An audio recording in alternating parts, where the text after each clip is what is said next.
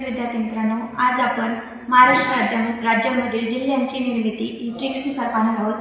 तर महाराष्ट्र राज्यामध्ये 1980 पर्यंत एकूण 26 जिल्हे होते। तर 1981 नंतर 10 जिल्ह्यांची निर्मिती झाली। तर त्या 10 जिल्ह्यांची निर्मिती आपण ट्रिक्सनुसार पाहणार आहोत। तर इथे मूळ जिल्हा दिलेला आहे आणि नवीन जिल्हा आणि त्याची निर्मिती तारखेनुसार दिलेली आहे। तर त्याच्या अगोदर आपण ट्रिक्स बघा काय आहे। र सी औजा उला चम ब्रूम औधुन वही भंगो ठाप। आता ट्रिक्स परत एकदा पहा। र सी औजा उला चम ब्रूम औधुन वही भंगो ठाप ही आपली ट्रिक्स आहे, ती पाठ करायची आहे।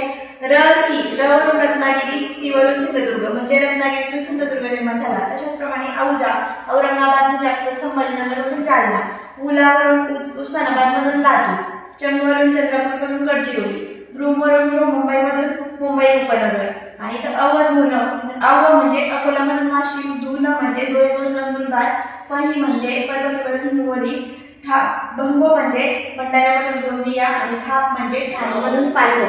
तर याच्यामध्ये आपल्याला जे आहे याची साल पण विचारली जातात, तारीख आपल्याला एवढं लक्षात ठेवायची नाही। तर साल आपल्याला तर पहिले ते 2 जिल्हे आहेत त्यांची साल जी आहे 1981, परत दुसरे 2 आहेत त्यांची आहे 1982, नंतर मुंबई शहरामधून मुंबई उपनगर निर्माण झाले त्याची लक्षात ठेवायची 1990, परत 2 आहे त्याचे आहेत 1998 आणि परत 2 आहेत ते आहेत 1999 आणि लास्ट आहे ठाणेमधून पालघर त्याच्यामध्ये आहे ते 2014 येते 1 ऑगस्ट 2014।